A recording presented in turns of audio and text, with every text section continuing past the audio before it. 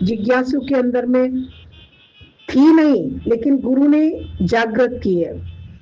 अभी ज्ञान का जो रस लेते हैं, भगवत प्राप्ति का जो रस लेते हैं, ये नवता भक्ति का पहला चरण है, पहला पॉइंट है कि हम जब भी सत्संग को या ये सत्संग का मौका मिलता है सुनने का गुरु के मुख से, तो उसको हम सहन मतलब शक्ति के मतलब जैसे अंदर में कुछ भी सुनते हैं तो जल्दबाजी से जवाब देने की जल्दी नहीं करें। कोई ज्ञान का पॉइंट हमें रटा हुआ है तो हम पहले से जान जाते हैं हाँ ये आगे आगे ऐसा होगा। तो श्रवण करने में जितने तुम एकाग्र हो जाओगे, सुनने की क्षमता जितनी बढ़ेगी, उतनी ही तुम्हारे अंदर में ये भक्ति बढ़ेगी। दूसरा पॉइंट है कीर्तन। ज्ञान के गीत गाते रहें जिसे निष्काम बोला गया है। ज्ञान जो सुना है उसी के गुण गाते रहें। नर्तकी नृत्य करते समय अपने को भूल जाती है, वैसे ही प्रभु के गुणों के गान से हमारा देह अध्यास गुम हो जाता है। अतः इसे भगवत भक्ति का द्वितीय सोपान या सीढ़ी बोला जाता है। बोले नवधा भक्ति का दूसरा पॉइंट है कीर्तन। कीर्तन में क्या करते हैं कि हम गीत गाते हैं, किसी का गुणगान गाते हैं, मन किसी के रस में डूबकर उसका बखान करता है। जैसे एक नर्तकी जब नृत्य करती है तो नृत्य करते करते उसे अपनी देह बिसर जाती है, उसे अपने शरीर का ध्यान नहीं रहता और वो एकदम नृत्य का रूप बनते बनते कैसे झूम के एक रस होके नृत्य करती है। ऐसे ही भगवत प्राप्ति में क्या है, जितना हम भगवान के गुरु के गुणों का बखान करते हैं, हर समय मेरे अंदर में जब भी समय मिले इस वाणी से तो गुरु महिमा करें, गुरु चर्चा करें, ज्ञान की चर्चा करें, भक्ति की चर्चा करें, तो इससे हमारा देह अध्यास गुम हो जाता है। कभी कहते हैं ना ये शरीर हमें बहुत तंग करता है, शरीर में बीमारी लग गई है, शरीर बहुत याद रहता है। तो ये शरीर कब बिसरेगा, देह अध्यास कब गुम होगा, जब हम किसी की महिमा में डूब जाते हैं, उसकी महिमा गाते गाते उसके स्वरूप बनते चले जाते हैं। जैसे एक शिला ने अपना रूप, मोरनी ने अपना अक्ष शिला में देखा और रोज देख देख के शिला में अपना रूप देखती थी और वो शिला बन गई। उसने अपना अस्तित्व गुम कर दिया, उसे ये भान भी नहीं रहा कि शिला अलग है, मैं अलग हूँ। ऐसे ही जब हम गुरु की महिमा करते हैं सत्संग में, अपने आप को गुम करते जाते हैं। अभी तो हम हर चीज का हमें गुण अवगुण भी दिखाई देता है, क्योंकि अभी दृष्टि अपनी भी देह पे ही रखते हैं, दूसरे की भी। जब तक खुद को देह मानोगे तो दूसरों को भी देह ही मानोगे। गुरु को भी देख करके समझते हो, नहीं नहीं आप ऐसा ऐसा ऐसा ऐसा। मन जब हावी होता है ना तो मर्यादा खो देता है।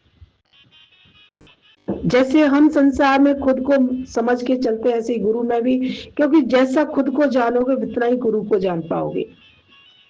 जो जाने खुद को स्वरूप आत्म स्वरूप करके, तो तुमको भी सब में आत्मा दिखाई देगी। जब खुद को जीव करके देखोगे तो दूसरों को भी जीव करके देखोगे। गुरु बहुत चुप करता है, चुप हो जाओ, कोई बात नहीं है, सब समय करेगा, सब धैर्य नहीं है, धैर्य बड़ा अपनी सफाई देना, अपना अस्तित्व दिखाना। गुरु के गुणों से सीखने के बजाय अहंकारी मन बहस में चला जाता है। कभी कहते हैं कि महिमा में डूब जाओ। बोले गुरु की करनी मत देखो, गुरु की कथनी देखो। अगर गुरु ने जो मुझे बोला है बस उसी को मुझे सत्य मानना है, नहीं तो ये मन कभी महिमा में नहीं जा पाएगा। और जब तक आप महिमा नहीं करोगे तो ये देह बिसरने वाली नहीं है। बोले आज गुरु की परमात्मा को तुम कीर्तन करते हो, गीत गाते हो भगवान का कि शंकर जी के माथे पे चंद्रमा विराजे, राम जी के हाथों में धनुष विराजे, कन्हैया के हाथों में मुरली विराजे, है ना। तो ये उसकी स्वरूप का चिंतन करते हो? बोले गुरु के गुणों का चिंतन करोगे तो ये धीरे धीरे धीरे धीरे ये जो काया है, ये मन है, ये अस्तित्व जो तुमने बना लिया है कि आज मुझे गुरु से क्या क्या नहीं मिला, क्या क्या नहीं दिया, आज जो भी कुछ हूं वो उसी की बदौलत हूं मैं, है ना? तो ये मन महिमा में डूब जाएगा, तभी ये अज्ञान और ज्ञान का जो अहंकार है ये खत्म होगा। तीसरा पॉइंट है नवदा भक्ति का स्मरण, अंदर बाहर से स्व का मरण। स्मरण मतलब आंख बंद के किसी का ध्यान नहीं लगाना। स्मरण मतलब होता है स्वयं का मरण। हम स्वयं का अस्तित्व कितना खत्म कर पाते हैं, अभी स्वयं को कितना गुम किया है, कितना अभी अंदर में बी नथिंग का भाव आया है। मैं अपने स्वरूप में टिककर अपने देह को विसार दो।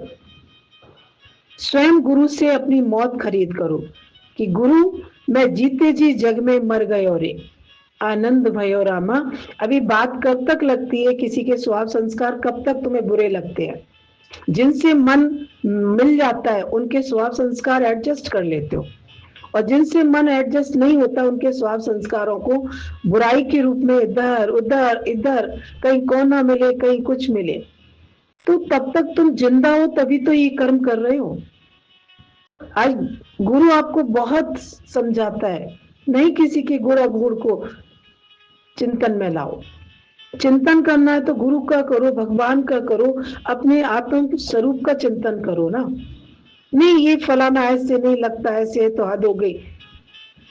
आज गुरु एडजस्ट, गुरु की सहन शक्ति को देख के भी हम सहन शक्ति नहीं सीखते हैं, क्योंकि कहते ना कि जमीन पर, पृथ्वी माता पर भी आज कितने अत्याचारी लोग रह रहे हैं, कितने राक्षस प्रवृत्ति के लोग रह रहे हैं, कितने दानी रह रहे हैं, कितने पुण्य आत्माएं रह रही हैं, लेकिन सभी को शरण दी है ना माता ने। अपनी गोद में सबकी पालना करती है, अपनी गोद में सबको संभाल लेती हैं, है ना? लेकिन हम अच्छे बुरे का निर्णय करने वाले, क्योंकि अहंकार बहुत है अंदर में। अपने कुछ एडजस्टमेंट, आपको सब में ही आत्मा का स्वरूप देखना है। नहीं नहीं ये तो हमारे कर्म प्राणी है ना, इनको तो हम कर लेंगे, लेकिन और किसी की बर्दाश्त नहीं होती है। अभी इसमें भी मन अटक जाता है, ये कर्म प्राणी है, ये बाहर के हैं, ये सत्संगी है, ये संसारी है, ये अज्ञानी है। अगर यही विभाजन में मन लगा रहेगा तो कब तुम्हारे अंदर में ये स्वयं के कैसे अपनी अपनी मुक्ति तैयार करोगे? ज्ञानी के लिए सिर्फ एक परमात्मा रह जाता है, एक शक्ति रह जाती है और एक आत्मा रह जाती है, इसके सिवाय वो किसी के गुण संस्कारों में नहीं। अगर किसी का स्वभाव संस्कार दिखा भी देता है तो कृपा करता है, दया करता है ज्ञानी, कि काश इसको अभी विवेक जागृत होता तो ये इतना क्रोध नहीं करता, इसके अंदर में अभी और भगवान, इसकी भक्ति, इसके अंदर में भक्ति और पैदा हो जाए। तो करुणा करता है, कृपा करता है, दया करता है, वो कभी भी किसी की बुराइयों का चिंतन नहीं करता। अभी अहंकार बहुत हमें दिखाई देता है, कभी किसी से बात करो ना, अपनी अच्छाइयों का बखान करना, और खूब अपने अंदर में भी काफी कमियां होंगी पर अपनी कमियां कभी नहीं दिखाई देती है। तभी कहते हैं कि स्वयं का मरण करो। स्वयं की अंदर की जो देह जान के कर्म करे वो जन्म मरण से छूट नहीं सकता। जो खुद को भी देह मानता है वो कभी दूसरे को आत्मा करके नहीं देख सकता। आत्मा का अभ्यास करना है तो अपने से शुरुआत करो, अपने को मरण में जीते जी, अब मेरा कोई अस्तित्व नहीं है, जो भी अस्तित्व है मेरे गुरु का है, मेरे प्रभु का है, मैं तो गुम हो गया, मैं तो वी नथिंग हो गया। फिर देखो आनंद में फिर किसकी चर्चा करोगे, फिर किसके गुण अवगुण में तुम्हारा मन अटकेगा। गुरु भी सबकी बातों को भुला के आगे बढ़ता है। सब आए हैं, सब अपना अपना स्वभाव संस्कार से अपना जीवन बनाएंगे, नहीं बनाएंगे तो प्रकृति उनका निर्णय करेगी, है ना? हम किसी के सुधारक थोड़ा नहीं है, हम खुद के सुधारक बन जाए यही बहुत है। अपने जीवन में पल पल पे गंदगी आती है, पल पल पे लोभ आता है, लालच आता है, चतुराई आती है। अपनी अगर नजर अपने पे स्वयं पे रखोगे तो किसी की कमियां देखने का टाइम भी नहीं मिलेगा आपको, और किसी की कोई दिखाई भी देती है। ऐसा नहीं है कि जगत में रह रहे हैं, चार प्राणी होते हैं, तो चार प्राणी जहां पर भी रहे, चाहे गुरु के दर पे रहे, चाहे संसार में रहे, चाहे तुम किसी ट्रेन में भी सफर करोगे ना, कहीं किसी घर की देहरी पार करोगे, वो चार व्यक्ति आपको हर जगह मिलेंगे। ऐसा नहीं है कि जो एडजस्ट हो गया गुरु के दर पे वो हर जगह एडजस्ट हो जाता है। सारी पढ़ाई क्यों गुरु के समक्ष आके गुरु कराता है? क्योंकि मेरे प्रेम में ही तुम सब कुछ सीख सकते हो, और जब मेरे से मेरे प्रेम में सहन कर लोगे, सीख जाओगे, तो तुम्हें संसार में कहीं पर भी तकलीफ नहीं होगी। क्योंकि हर जगह हर तरह का इंसान बैठा हुआ है, आप छूट नहीं सकते हो। आप कभी विभाजन करके यहाँ एडजस्ट हो जाता हूँ, वहां नहीं होऊंगा। ये कर्म प्राणी तो हमको यहाँ पे भी मिले, वहां पे भी मिले, जहां जहां ये शरीर जाएगा वहीं वहीं तुमको कर्म के खाते मिलेंगे। लेकिन ज्ञानी हर जगह एडजस्ट होके सबके लिए प्रेम बरसाता हुआ, सबके लिए आत्मा की शक्ति से दर्शन करता हुआ आगे बढ़ता है। ठीक है ना? तो ये तीसरा नवदा भक्ति का पॉइंट हुआ स्मरण। कोई भी चीज है, हमें शरीर रूप को याद नहीं करना, हमें स्वयं को और अंदर में खोज कर अपने अहंकार को मारना है। अपने अहंकार की जो हस्ती बन गई है उस हस्ती को गुम करते जाओ। आप विसर्जन करिए तो सुमरन करिए सोए। अगर आप विसर्जन करिए, उन्हें अपना विसर्जन करो ना, मैं हूं ही नहीं, मेरा कुछ है ही नहीं है। जब मैं हूं नहीं तो मेरा किसने माना? जो करेगा प्रकृति उसका अपने आप। गुरु सबके लिए बैठा है ना, सबको कर लेगा, लेकिन तुम अपना हृदय मलिन नहीं करो, तुम अपना मन मलिन नहीं करो। ठीक है ना? तो जिसकी बुराइयों का भी हम स्मरण करते हैं वो कहीं ना कहीं छाप हमारे अंदर में पड़ जाती है। जो बात बिसर गई उसको दोहराओ नहीं, जो बात हो गई है उसका चिंतन नहीं करो, क्योंकि चिंतन करने की शक्ति अगर गुरु ने तुम्हारे अंदर जागृत की है तो अपने स्वरूप का चिंतन करो। तो आप विसर्जन करिए तो सुमरन करिए सोए। सुमरन किसे कहते हैं? जहां आपा मिट जाए, जहां मैं मिट जाए, आपे का विसर्जन रह जाए, सिर्फ एक प्रभु रह जाए, अपनी हस्ती गुम होती जाए, सिर्फ एक भगवान का पसारा दिखाई दे। हर जगह मुझे प्रभु ही प्रभु दिखाई देता है। चांडाल में भी मुझे प्रभु गुरु दिखाई देता है। चांडाल कोई आता है, झाड़ू लगाने वाला आता है, कोई गंदगी साफ करने वाला आता है, यहाँ तक कोई भी अगर पापी से पापी व्यक्ति भी मुझे दिखाई देता है तो उसमें भी मुझे प्रभु का ही पसारा दिखाई दे, ऐसी दृष्टि मेरी बन जाए। तो स्मरण का मतलब समझ में आया कि स्वयं की विसर्जन हो जाए, स्वयं को खत्म अंदर में करते जाओ। शरीर से खत्म नहीं होना, अपने मैं को खत्म करना है, अपने अहंकार को खत्म करना है। मुझे को अगर किसी में मन जाता है तो पूछो मेरा मन क्यों गया। बहुत अच्छा, एक बार एक चिड़िया बैठी हुई थी डाल पर, तो चिड़िया ने सोचा कि ये जो बाज पक्षी है ना, ये कितना महान है, ये कितना बड़ा है, कितना सक्षम है, कितनी ऊंचाई छू लेता है। तो चिड़िया ने खुद तो कुछ नहीं कर पाई, उसने कौवे से दोस्ती की, और बाज उसने बोला कि कौवा भैया तुम तो बड़े हो ना, तुम तो बहुत सालिम शरीर है, मैं छोटी हूँ, एक काम करो, ये बाज है ना, बाज बहुत ऊंचाई बढ़ता है और ये बहुत बड़ा पक्षी है, आप इसका मुकाबला कर लो, आप इसको सबक सिखा सकते हो।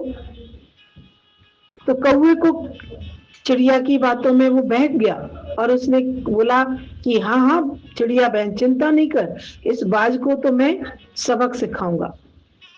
अब हुआ क्या कि बाज के जो बैठा हुआ था बाज पेड़ पर, और उसकी जो गर्दन पे एक घाव हो रहा था।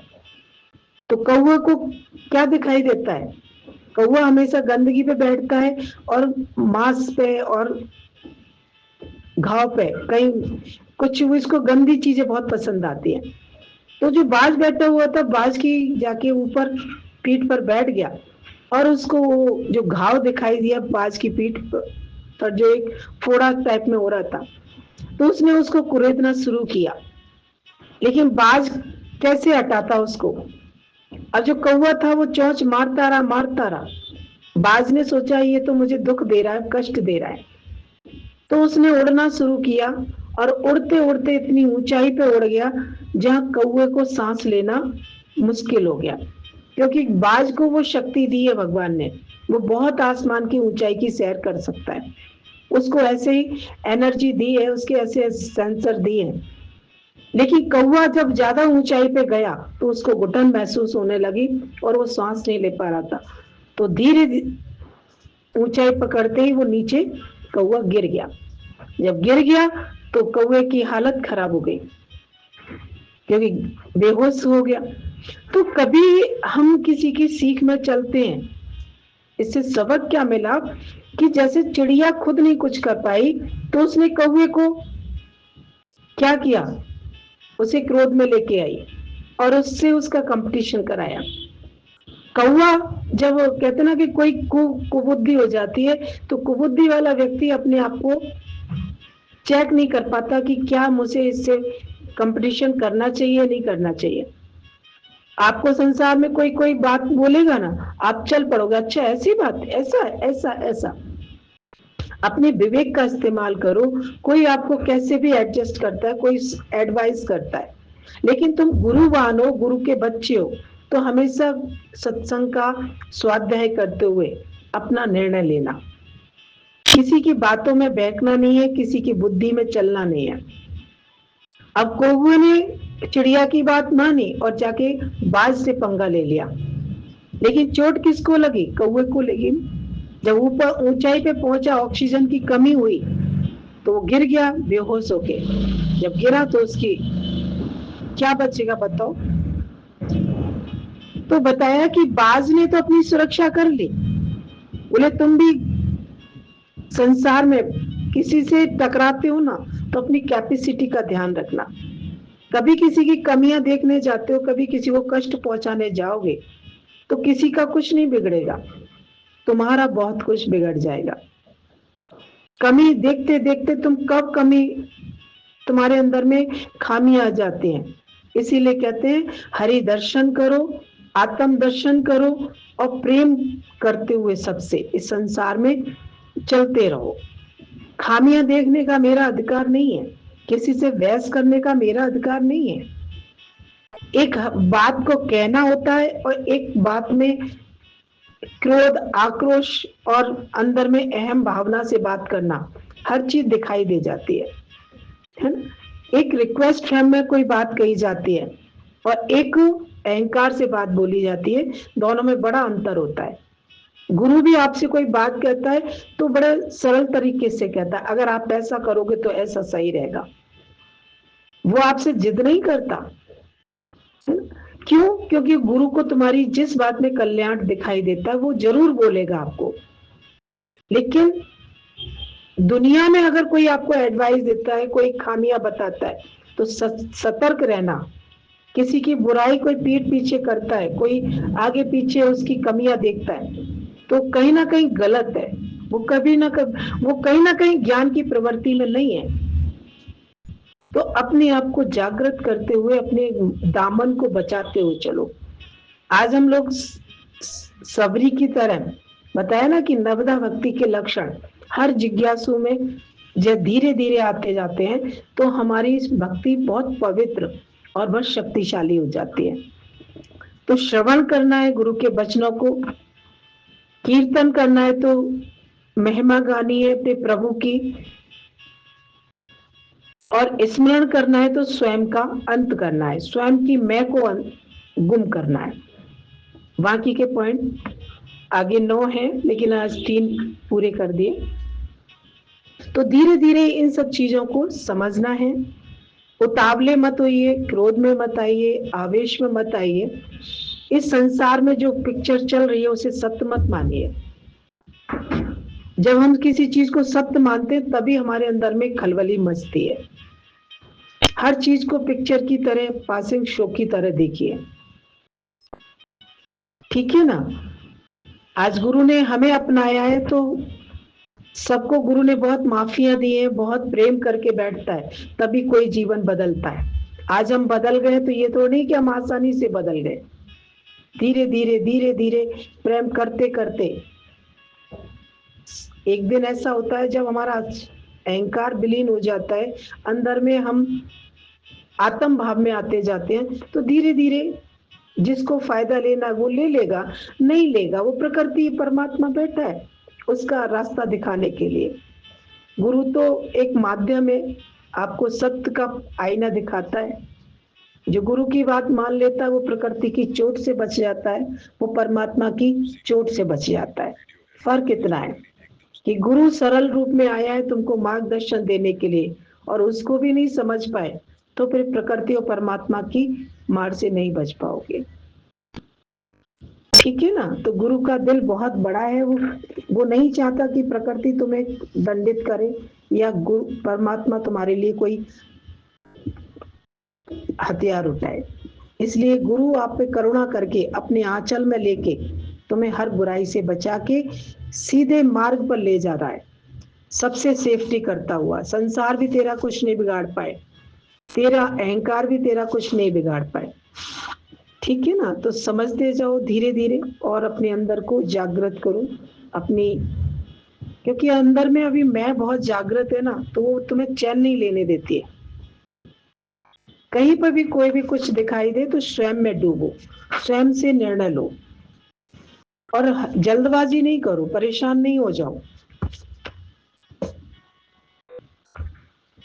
भगवान राम ने भी रावण का अहंकार काटने के लिए बहुत समय लगाया, चाहते तो 1 मिनट में ही वध कर देते रावण का। धैर्य रखा उन्होंने, बहुत समझाया बहुत समझाया। ज्ञानी भी बहुत धैर्य रख के चलता है हर चीज के लिए, सबके लिए बहुत मार्ग देता है। इस मार्ग से अच्छे नहीं हो जाओ, इस मार्ग से हो जाओ, इस मार्ग से पर नहीं चल पाओ, ऐसे मार्ग पे कहीं पे भी जाओ धैर्य की तराजू जरूर लेके जाना, क्योंकि धैर्य होगा तो कभी क्रोध को बस कर लोगे, क्रोध नहीं आएगा, ठीक है।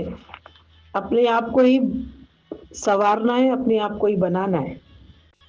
सामने वाला कितना भी सुंदर हो जाए, मेरा के तेरा के, जब तक मैं ना अपने आप को बना पाया तो ये जीवन किस लिए मिला।